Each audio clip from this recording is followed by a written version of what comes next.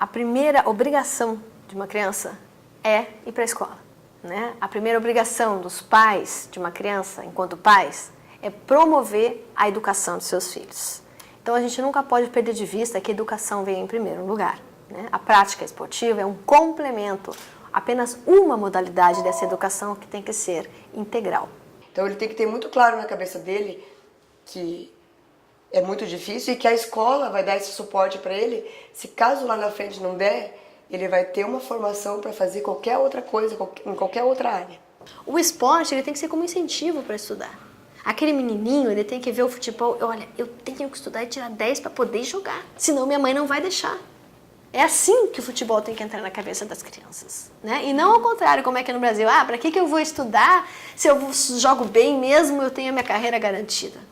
Não podemos, né, tolerar que esse tipo de mentalidade tão pequena, que é a mentalidade brasileira, né, continue persistindo.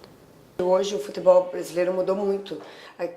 Tinha-se aquela cultura que o jogador não precisava estudar, que o jogador não precisava ir para a escola, que financeiramente ele ia dar conta de tudo isso. E hoje a gente sabe que é muito importante a formação dele como cidadão e também no decorrer da carreira dele, esse discernimento dele, a parte do aprendizado, a escola, a formação mesmo dele num todo como atleta, né?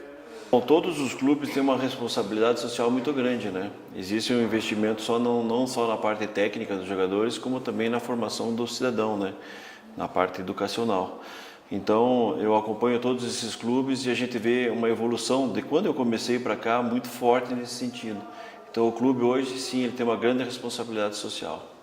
Primeira obrigação, o clube tem que ministrar a escola para os atletas. Ele tem que garantir que o atleta não apenas frequente a escola, mas que o atleta também tenha aproveitamento. Ou seja, ele tem que passar de ano, ele tem que ter boas notas para ele poder continuar inserido naquela estrutura de formação profissional.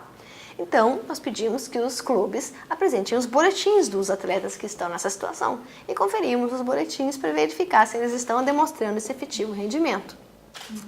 E, infelizmente, desde que iniciei esse trabalho, eu ainda não tenho o contentamento de conferir os boletins dos atletas, né? Os clubes ainda não entenderam que a obrigação de estudar é para valer. Os clubes dizem, como é que eu posso fazer para o menino estudar?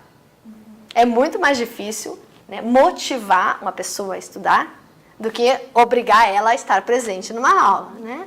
Mas aí que tá, a vida é feita de desafios.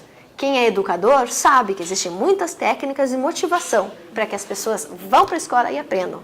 E agora os clubes estão nessa fase. Conseguir incorporar nos seus departamentos pedagógicos, que devem existir, porque é um dos itens que a Lei Pelé obriga, né? Fazer com que eles funcionem e que eles consigam motivar os atletas a frequentar e ter um bom aproveitamento nas aulas. O papel da pessoa que está aqui nesse lado tem que ser um papel um pouco de mãe, um pouco de psicóloga, de amiga.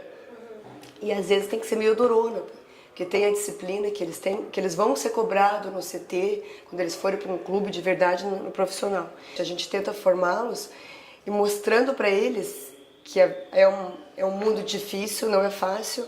Primeiro ele tem que abdicar de toda a vida dele de adolescente, as responsabilidades são muito grandes, a pressão, a cobrança é muito grande. O esporte, enquanto trabalho, tem que observar as mesmas regras de todos os outros trabalhos.